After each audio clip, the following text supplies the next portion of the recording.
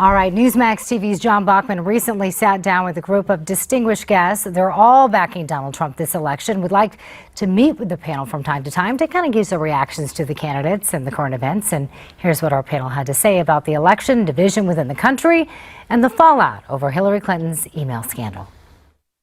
To recap everything that's happened since we met last, here's a refresher on some of the big stories. Not only am I the law and order candidate, but I'm also the candidate of compassion.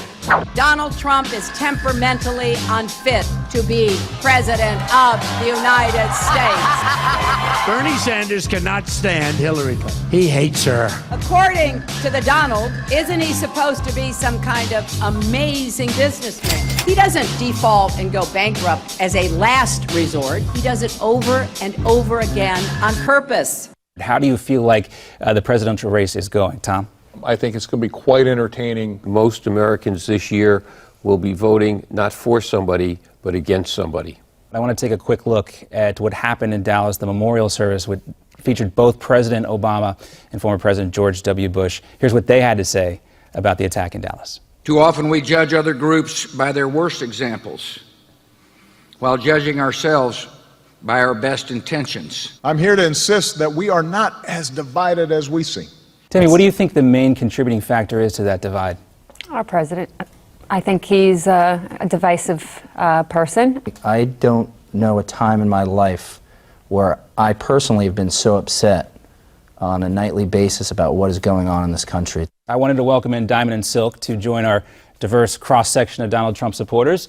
Diamond and Silk, thanks so much for joining us again. I know everybody here on the panel is very excited to talk to you. As you know, there are people who believe that, when you look at the Alton Sterling case, you look at the Castile case in Minnesota, they think that there is justification based on what happened in those two cases for what happened in Dallas. There are people out there who actually spread this type of hateful rhetoric. What do you say to those folks? I think that this is a clear overreaction because some of our officers are afraid of people, and the people are afraid of the officers. Yes. So there's trust missing. There's respect missing. Yeah. How do we get that back? Because at the end of the day, you're not going to ever get me to believe that officers wake up to gun down black people. That's right. That is not true. Well, I do want to talk about something, and I don't want to beat a dead horse, but I want to bring it up because of the way it was portrayed in the media, and that was the Star of David issue with Donald Trump. Political pushback as Donald Trump pushes back against new controversy of his own. His now deleted tweet showing what appears to be a Jewish Star of David on top of $100 bills, an image some found anti-Semitic. These people are sick, folks. Trump is not anti-Semitic. He's got a Jewish son-in-law. His daughter has converted to Judaism. Donald Trump is a counterpuncher, and the media over the last year or so has just continued, along with the Democratic Party, just continued to push the division. It's been a long road with this Hillary Clinton email scandal. We've heard a lot coming from her and from a lot of others. Let's recap and look back at what happened with Hillary Clinton's private email server. I did not email any classified material. The director of the FBI says the Bureau will not recommend charges against Hillary Clinton. There is evidence that they were extremely careless. Comey was on the Hill to defend his recommendation not to prosecute Hillary Clinton. Secretary Clinton said there was nothing marked classified on her emails, either sent or received. Did Hillary Clinton break the law? There was classified material emailed. House Republicans are irate that Clinton will not face any criminal charges over the private server. We have seen nothing but stonewalling and dishonesty. These are all lies. We say lie, lie, lie, lie. And I think there is a legitimate concern that there is a double standard. John, what was most appalling to you about the way this played out, particularly with Comey's announcement that they were not going to prosecute? A lot of it had to do with timing. It was just so weird that all these things happened after Bill Clinton just had a chance to run in with Loretta Lynch on a runway in Arizona. If that was me when I served in the Army and I did even 1/8 of any of that, I would be in jail as right now. He built a case early on in his presentation, and I said, she's going to get, they're going to go after her.